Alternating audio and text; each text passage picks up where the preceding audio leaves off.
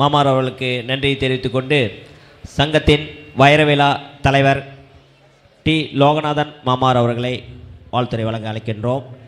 அவருக்கு பொன்னாடை போற்றி மகிழ்விக்க சங்கத்தின் துணைத் தலைவர் ஸ்ரீமான் சண்முகவேல் அவர்களை வேண்டுகிறேன்.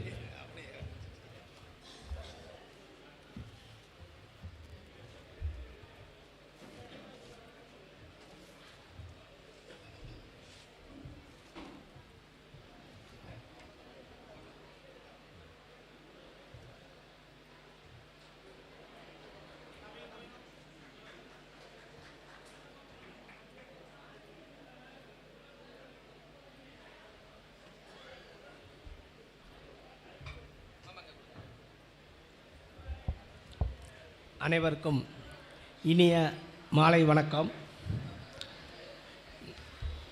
மாப்பிள்ளை கலையரசு வீடியோவை பார்த்தோம்.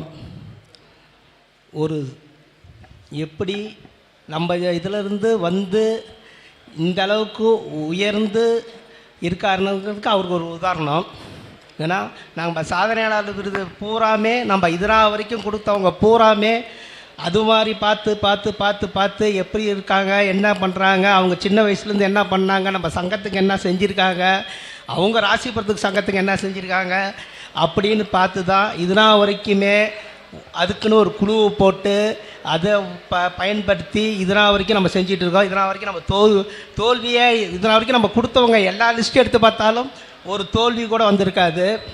அதில் இந்த வருஷம் மாப்பிள்ளை கலையரசு அவர்களுக்கு கொடுக்கறதில் மிக மிக சந்தோஷம். ஏன்னா ரட்ரா கூட்டக்காரரு, அதனால்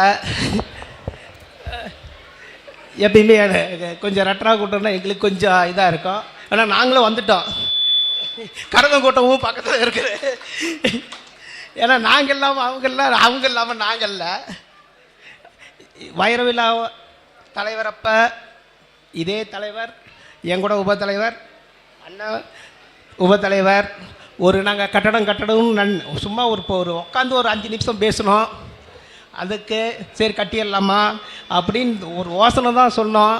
அதுக்கு வந்து முழு பொறுமையாக எல்லாத்திட்டையும் யார்கிட்ட 5 லட்ச ரூபா வாங்கணும், 10 லட்ச ரூபா வாங்கணும், 5 லட்ச ரூபா வாங்கணும்னு 10 நாளில் முடிச்சுட்டு இந்த டைமில் நம்ம வைரவிழா கட்டடம் கட்டி இது பண்ணணும்னு நினச்சோம்.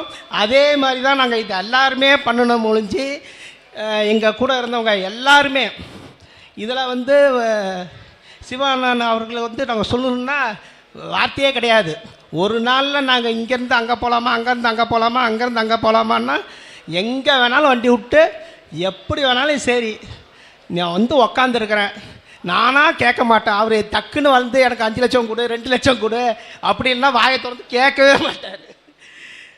என்னால் என்ன ஆகுதோ அவர்கிட்ட சொல்கிறேன்ப்பா அப்படிங்கிறது தான் வருமே ஒழிஞ்சு கண்டிப்பாக சீரும் சிறப்பமாக அவருக்கு கொடுக்குறதையும் இந்த சங்கம் சமூக சமையல் கொடுக்கறதுக்கு எங்கள் நிர்வாகத்துக்கு கொடுக்கறதுக்கு மிக மிக நன்றி தெரிவித்துக் கொள்கிறோம்.